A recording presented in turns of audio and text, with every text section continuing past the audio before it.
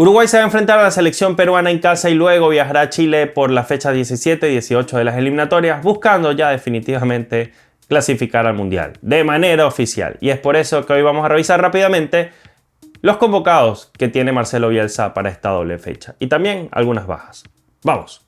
Buenas cafeceros, bienvenidos a Cafecito Gol, donde nos tomamos un buen café mientras hablamos de fútbol sudamericano. Mi nombre es Rafa y muchachos, estamos acá para repasar rápidamente la lista de Marcelo Bielsa que se hizo esperar, que fue publicado recientemente el día 1 de septiembre, apenas a 3 días del partido que va a tener Uruguay contra Perú. Una Uruguay que ya está virtualmente clasificada, pero que para oficializar su clasificación, pues con un empate en casa ante Perú, le bastaría. Y esto también serviría para eliminar a la selección peruana. Lo va a querer cerrar por todo lo alto la selección uruguaya y es por eso que ha lanzado Bielsa su lista de convocados. No entiendo por qué tarda tanto Bielsa en hacerlo oficial. Yo creo que es más una estrategia como de marketing también, porque siempre vemos cómo van llegando los concentrados y van saliendo las imágenes a medida que pasan los días y uno se va enterando de forma graneadita.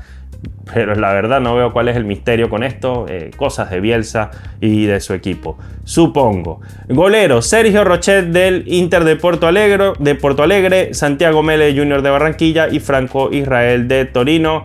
No hay mucha sorpresa por allí. 3 arqueros, a diferencia de muchas selecciones que han convocado a 4 laterales derechos: Naitán Nández del Al-Qadisiyah, Guillermo Varela del Flamengo y José Luis el Pumita Rodríguez del Vasco de Gama de Brasil. Los zagueros centrales: Sebastián Cáceres de América de México, Santiago Bueno del Wolverhampton, Ronald Araujo y Matías Olivera del Napoli. Ronald Araujo de Barcelona. Laterales izquierdos: Matías Viña del Flamengo, Joaquín Píqueres del Palmeiras y Juan Manuel Sanabria del Atlético San Luis. Volantes: Federico Valverde de Real Madrid, Manuel Ugarte del Manchester United, Rodrigo Bentancur del Tottenham, Emiliano Martínez del Palmeiras, Rodrigo Salazar del Sporting Braga y Georgian de Rascaeta, de un muy buen mundial de clubes y buena temporada con Flamengo, como siempre. Extremo: Facundo Pelistri del Panathinaikos, Brian Rodríguez América de México, Cristian Olivera del Gremio, Ignacio La Quintana, una de las novedades del Red Bull Bragantino, y Kevin Amaro, otra novedad del Liverpool de Uruguay. Los centrodelanteros son Darwin Núñez del Al Hilal de Arabia Saudita, Rodrigo Aguirre del América de México y Federico Viñas, recién ascendido al Real Oviedo. Estos son los delanteros de la selección uruguaya. Bueno, primero, las bajas de Uruguay. Uruguay tiene bajas que podrían alentar a Perú a tratar de sacar un resultado milagroso. Perú, recuerden que todavía no está eliminado. Puede optar por el repechaje, pero los resultados ciertamente que se le tienen que dar son muy complicados. O sea, tiene que ganarle a Uruguay, golear en su partido final en casa contra Paraguay y de paso esperar que Venezuela sea goleada en Argentina, que Bolivia no le gane a Brasil, que pierda con Colombia, que Venezuela no saque puntos en Buenos Aires. O sea, tienen que pasar muchas cosas para que Perú clasifique. Del otro lado, ya lo decía, Uruguay con el empate le basta. Pero ¿qué pasa? Tiene bajas sensibles esta selección. José María Jiménez en la defensa ha sido un baluarte de este equipo, sobre todo en las últimas fechas, para dar allí estabilidad en esa zona defensiva como central. Clave, por ejemplo, para sacar un punto en el alto. Está de baja, bueno, tiene rato, ¿no? Nicolás de la Cruz con muchas lesiones, un jugador exquisito que a mí personalmente me gusta mucho, que gusta mucho también en la selección uruguaya, pero que se ha perdido precisamente por tantas lesiones. Esperemos que se pueda ver a Nicolás de la Cruz de vuelta en una cancha, pero la verdad es que no le ha pasado nada bien. Está fuera Maxi Araujo, que es uno de esos jugadores que siempre ha mostrado muy buen físico y que no había tenido muchas lesiones en eliminatorias y se va a perder este partido por lesión.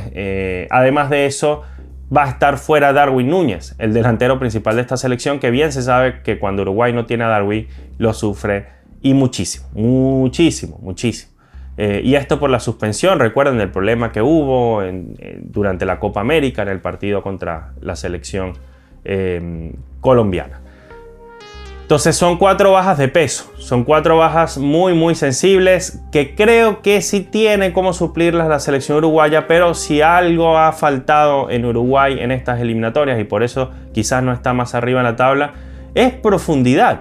Y es raro porque personalmente creí, como muchos, que la profundidad de la selección uruguaya era mucho mayor. O sea, uno hablaba incluso de 2 o 3 o 2 selecciones y media, incluso hasta 3 selecciones alternativas, cuando Uruguay en los inicios de Bielsa con esta selección, por ejemplo, ganó en Buenos Aires 2-0 en la Bombonera, cuando este Uruguay mostraba signos de ser una potencia tremenda a inicio de las eliminatorias, ganándole sólidamente a Chile en el primer partido en casa, teniendo muy buenos rendimientos también por momentos en algunos partidos. Allí uno decía, bueno, están varios de estos jugadores en su pick, pero vino la Copa América, empezaron a aparecer lesiones, vino el problema de la suspensión, se siguieron lesionando jugadores claves, y allí nos dimos cuenta, quienes no somos uruguayos, incluso los mismos uruguayos, que esa profundidad no era tal.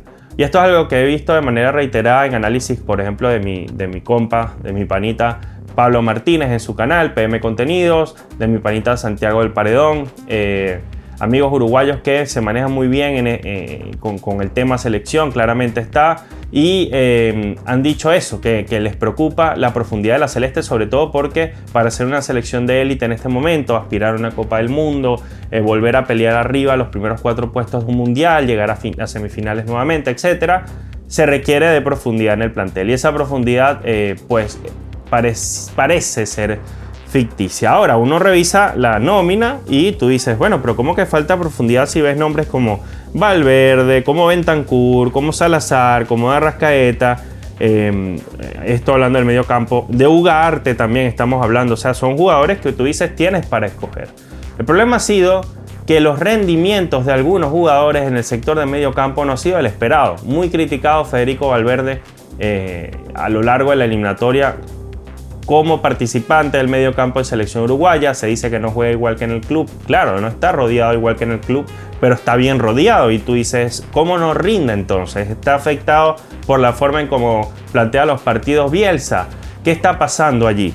Y después tratas de buscar también en la delantera y no hay un 9 que pueda reemplazar de forma sólida a Darwin Núñez. Y los extremos después de Copa América, Pelistri, Araujo, no han sido tan efectivos como uno pudiera creer, y el momento en el que llegan a faltar se pierde la explosividad por las bandas porque no hay quienes lo reemplacen de la mejor manera. Una muestra de esto es que Pelistri ha sido casi siempre titular, sabiendo que Pelistri no está pasando el mejor momento en clubes y tiene rato que no está en su mejor nivel. Entonces allí tú te das cuenta que sí falta profundidad y sobre todo efectividad a la hora de reemplazar a los titulares de esta selección uruguaya. Que quienes han debido asumir protagonismo siendo suplentes y que les ha tocado como que, mira, ponerse la camiseta celeste, defender los colores cuando le ha tocado suspensión a alguno de sus compañeros, etcétera, no lo han hecho de la mejor manera. Y uno piensa en Quique Olivera, uno piensa en otros jugadores que tampoco Bielsa les ha dado la oportunidad como debería, como Luciano Rodríguez, en fin. Hay un tema allí.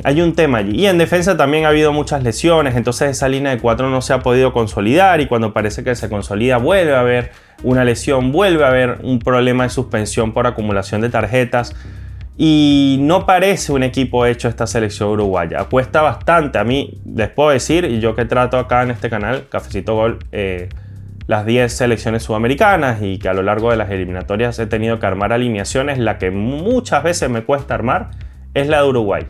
Muchas veces me cuesta armar la de Uruguay. Y después diría la de Chile, y la de Perú. Creo que son las selecciones que menos salen de memoria. Y cuando eso pasa, cuando hay exceso de variantes, es porque el entrenador no se siente cómodo con lo que está viendo reflejado en el campo. Y uno lo ve en los resultados. Uruguay ya hace rato que debería estar clasificada, faltan 2 fechas y no lo ha conseguido. Este es mi análisis, muchachos, de la lista. Creo que están los que están, tienen que estar estos deberían ser los convocados. Obviamente siempre va a faltar un nombre, y dónde está este, porque no llamaste a aquel, pero en realidad no varía demasiado que digamos con nóminas anteriores, no varía mucho. Sí hay este par de sorpresas que comentaba, de jugadores que sería importante ver, interesante, pero yo creo que lo que tiene que hacer esta selección uruguaya, o al menos tiene que tratar de hacer Bielsa en el tiempo que le queda antes del Mundial, es hacer que estos jugadores consigan su máximo rendimiento, todos y cada uno de ellos. Porque a lo mejor lo que falta no es profundidad, a lo mejor lo que tienes es un montón de buenos jugadores que no están rindiendo de la mejor manera en selección. Es para pensar. Bueno, muchachos, gracias por acompañarme, como siempre, con un buen café y nos seguimos viendo después de los partidos. Chao.